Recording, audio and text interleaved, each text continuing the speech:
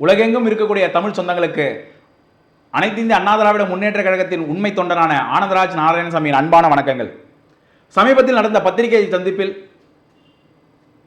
நாம் தமிழர் கட்சியின் தலைமை ஒருங்கிணைப்பாளர் சீமான் அவர்கள் தமிழக வெற்றி கழகத்தின் தலைவர் விஜய் அவர்களை சாடும் பொழுது பேரறிஞர் அண்ணா அவர்களையும் புரட்சி தலைவர் எம்ஜிஆர் அவர்களையும் தகாத வார்த்தைகளை பயன்படுத்தி விமர்சனம் செய்துள்ளார்.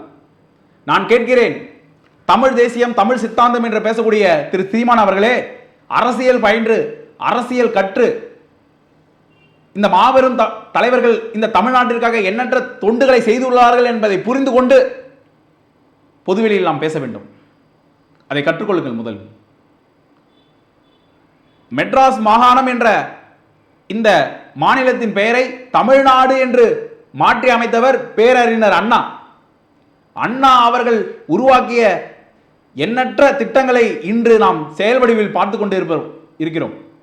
திராவிடம் என்ற சித்தாந்தத்தின் அடிப்படை வேறாக திகழ்ந்தவர் பேரறிஞர் அண்ணா. அவரையெல்லாம் நீங்கள் மரியாதை குறையாக பேசுவது ஏற்புடையதல்ல. புரட்சி தலைவர் எம்ஜிஆர் அவர்கள் தமிழின மக்களுக்காக எண்ணற்ற உதவிகளை செய்தார் என்பது விடுதலை புலிகள் இயக்கத்தின் தலைவர் வேலுப்பிள்ளை பிரபாகரன் மேதகு அவர்களே பல இடங்களில் சொல்லியுள்ளார். நாங்கள் தலைவன் என்று நம்பி வந்தோம், அவர் இங்கே நடிகராக இருக்கிறார் என்று கருணாநிதியும், நடிகர் என்று நினைத்தோம், அவர் இங்கே தலைவராக உள்ளார் என்று புரட்சி தலைவர் எம்ஜிஆர் அவர்களையும் மேதகு பிரபாகரன் அவர்கள் பாராட்டியுள்ளார் என்பதை உங்களுக்கு நினைவூட்ட நான் கடமைப்பட்டுள்ளேன்.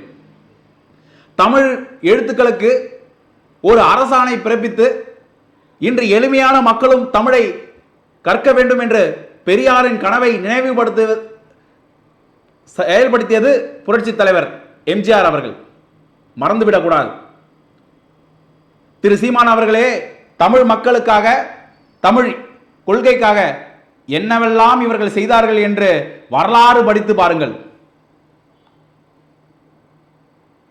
வெறும் வயிற்று பிழப்புக்காக தமிழ் தேசியத்தை வைத்து திரள் நிதி என்ற பெயரில் ஏழை எளிய மக்களுடைய உழைப்பை சுரண்டும் நீங்கள் அண்ணாவையும் எம்ஜிஆர் அவர்களையும் சாடினால் உங்களுடைய அரசியல் வாழ்க்கை முடிவுரை காலத்தை எட்டிவிட்டது என்பது நீங்கள் புரிந்து கொள்ள வேண்டும் என்று கூறிக்கொண்டு விடைபெறுகிறேன். நன்றி, வணக்கம்.